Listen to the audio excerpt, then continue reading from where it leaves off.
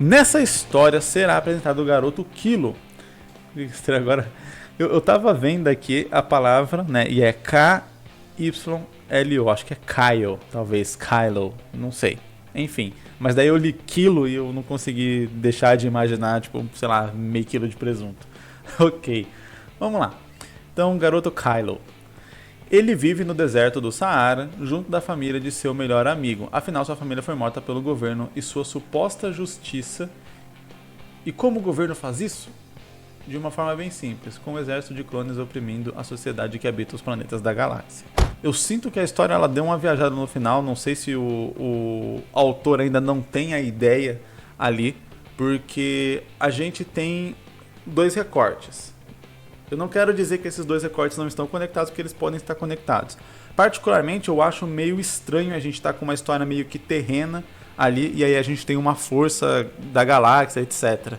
Eu acho que é interessante, se a gente vai abordar o contexto da galáxia, a gente tentar encaixar essa galáxia de alguma forma, assim. Então ele está no deserto do Saara, e aí depois ele vai sair para a galáxia, ele vai explorar isso, ou a história vai ficar contida, talvez ali, talvez aqui na Terra. Se ela ficar contida na Terra, eu não sei. Me parece que é expandir demais pra gente contar muito pouco, sabe? A não ser que a ideia seja ser um universo maior, etc. Mas daí talvez eu faria um deserto de qualquer outro planeta, inventaria um outro planeta e tal, e aí a gente conseguiria entender mais essa questão da galáxia e tal, né? E expandir o universo mesmo com outros planetas e tal, e ser uma história espacial, né? Star Wars se passa num deserto e é o deserto lá de Tatooine, né? Tatooine. Enfim, então, e Duna se passa num deserto do planeta Duna. Enfim, então, tipo assim, você não precisaria ser no Saara, já que você vai contar uma história intergaláctica e tal. Eu acho que fica um negócio que você fala assim, tá. Não, tipo, uma história que se passa parece muito local e aí você tem todo esse outro contexto assim e parece, a princípio, desnecessário. Principalmente se a gente vai contar uma história um pouco mais contida e tal ali, um pouco mais curta. Agora vamos lá para esses pontos. Não dá para saber qual que é o objetivo do personagem, qual o caminho que ele vai seguir, qual é a trama. Eu tenho sempre aquela dúvida se o autor já tem isso pensado ou se ele tem só uma leve ideia do que ele quer. Talvez seja vingança, né? É o mais óbvio aqui, dado o contexto da situação. Seria, ele quer vingança. A gente pode tentar imaginar outras coisas aqui para que a gente não vá pro vingança direto ou algo assim. Mas pode ser também, não é como se fosse um problema fazer história de vingança. Por mais que seja um tema que já seja muito abordado, ainda assim é um tema interessante. O legal é como que a gente pode usar, eu sempre falo isso, as características que são intrínsecas a essa história, a esse universo, a esse modelo que você está criando, para que possa fazer essa história um pouco mais original e que ela não seja só mais uma história qualquer de vingança por aí. Então, a gente tem ali... Eu vou, a princípio, ignorar um pouco essa questão de um governo planetário, intergaláctico, etc. E só colocar realmente uma espécie de governo ali, né? Grande, que tem nessa região do Oriente Médio e tal. Se passar no deserto do Saara, tem toda essa relação ali com o Egito, Oriente Médio, que é um problema do caramba. Tem uma... Esqueci a palavra agora. Mas enfim, ele é regido por crença, por religião e tal. Né, isso gera essa questão muito de intolerância também com pessoas que têm outra fé ou que são de outra etnia, já que a relação de fé e etnia ali é muito intrínseca, né? De modo que quase não dá para separar. Então, tem toda essa questão que é muito interessante. E aí eu acho que não necessariamente precisaria de um governo intergaláctico para que a gente pudesse explorar essa questão de clones e tal, um exército de clones, ou talvez só usar clones e pronto, para poder oprimir a população ali de toda essa região. Imagina que um governo tomou conta ali de toda a parte da África, né, ou pegando o Oriente Médio, talvez ali aquele início da Ásia até a Índia ali, se bobear até um pedacinho da Europa, né? Colocando o pé ali na Europa e você tem ali um mega governo, um império criado ali, dominando um continente inteiro. E aí ele pegou toda a tecnologia que ele tinha, fez esses clones e aí ele trabalha com esses clones aí para fazer infiltração, etc. Várias coisas que daria para você fazer se você conseguisse clonar pessoas, né? Desde exércitos realmente até espiões e coisa do tipo. Colocar esses clones no lugar de figuras importantes, né? Matar figuras importantes do mundo e aí colocar um clone no lugar que vai ser obediente, enfim, faz sentido de como que esse governo, esse império teria se erguido.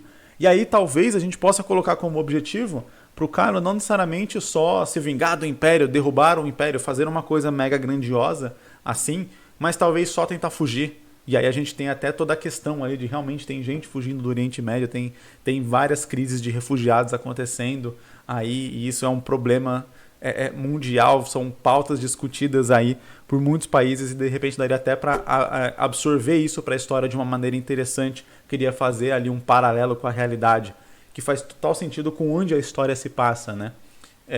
E aí de repente tem todo esse governo caçando, tem um negócio dos clones. O Kylo ele pode ter esse interesse de matar especificamente, sei lá, um general que foi quem mandou matar a filha dele ou algo do tipo. Não necessariamente precisa ser matar o líder do governo, acabar com o governo inteiro e tal, né? Que aí seria um negócio muito extenso, muito grande, precisa preparar várias coisas, montar todo, como eu disse, muito complexo. Eu sempre tento ir aqui pelo caminho mais simples e direto para contar uma boa história. E não necessariamente para ser uma boa história precisa ser algo megalomaníaco. Ela pode ser ali algo um pouco mais focado, porque são os sentimentos do personagem e o quanto ele se importa com aquelas coisas que ele está fazendo que define se a história é intensa ou não. E não a escala daquilo que ele está fazendo. Alguém pode explodir um planeta com um estalar de dedos e isso não ter significado nenhum. Enquanto alguém pode matar uma barata numa outra história e isso ter mega significado, isso ter mega importância, isso ser um momento crítico para a história. Sabe? Tudo depende de como você calibra ali o que você está fazendo naquela história, como você põe os sentimentos dos personagens ali em jogo na história que você está contando. É um negócio que eu falo muito sobre os livros do Stephen King, né? Nos livros do Stephen King, você geralmente não tem acontecimentos megalomaníacos com monstros e coisas do tipo. Você tem ali, obviamente, os monstros, são livros de terror, então você tem esses acontecimentos sempre muito mais pra frente na história, né? Que geralmente, eu sempre falo, né? Que o terror ele vai escalando, então começa com uma porta fechando sozinha, termina com a casa flutuando, sei lá, termina com uma pessoa sendo jogada de uma parede para outra e tal. Então vai escalando.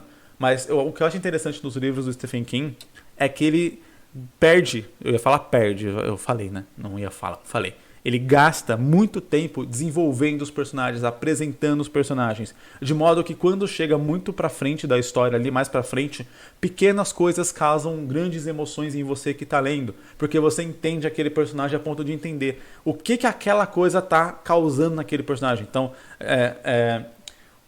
a adaptação de livro do Stephen King mais famosa para filme é o Iluminado, né? E no Iluminado você tem essa relação do personagem com a bebida, com ele ser alcoólatra e tal, e ele tá há muito tempo sem beber, etc. E isso vai sendo trabalhado em vários momentos ao longo da história, de modo que quando acontece alguma coisa ali que envolve bebida, você já fica tenso pela situação. E aí você fala, caraca, sei lá, um copo de uísque em cima da mesa. O que isso tem de assustador?